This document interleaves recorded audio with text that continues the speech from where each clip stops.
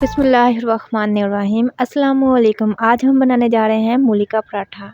I hope ये recipe आपको बहुत पसंद आएगी।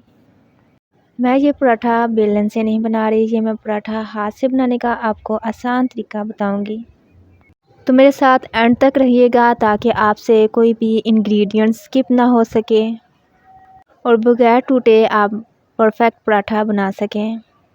वीडियो अच्छी लगे तो इसको लाइक ज़रूर कर दीजिएगा। तो चलें अब बनाना स्टार्ट करते हैं। सबसे पहले मैंने 4 से 5 मूली ली। इसको मैंने अच्छे से वॉश करके कद्दूकश कर लिया था। यहाँ पर मैं 1 टीस्पून चिली फ्लेक्स, 1 टीस्पून खुश्क धनिया पाउडर, हाफ़ टी स्पून गर्म मसाला पाउडर, हाफ़ टी स्पून हल्दी पाउडर, 3 से 4 कटी हुई सब्ज़ मिर्चें, 1 टीस्पून नमक और कसूरी मेथी को शामिल करने के बाद अब मैं इसे अच्छे से मिक्स कर रही हूँ। हाथ की मदद से रोटी को थोड़ा बनाकर उसके बाद मैं मूली के मिक्सचर की फिलिंग कर रही हूँ। फिलिंग करने के बाद मैं इस पर दूसरी रोटी को थोड़ा हाथ से बनाकर उसके ऊपर डाल रही हूँ।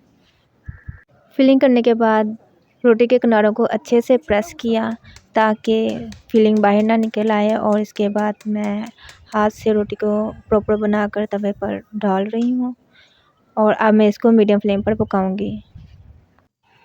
रोटी के एक साइड पर मैं देसी घी का यूज़ कर रही हूँ। आप कोई भी कुकिंग ऑयल या घी ले सकते हैं और एक साइड पकाने के बाद अब मैं इसकी दूसरी साइड को पकाऊंगी।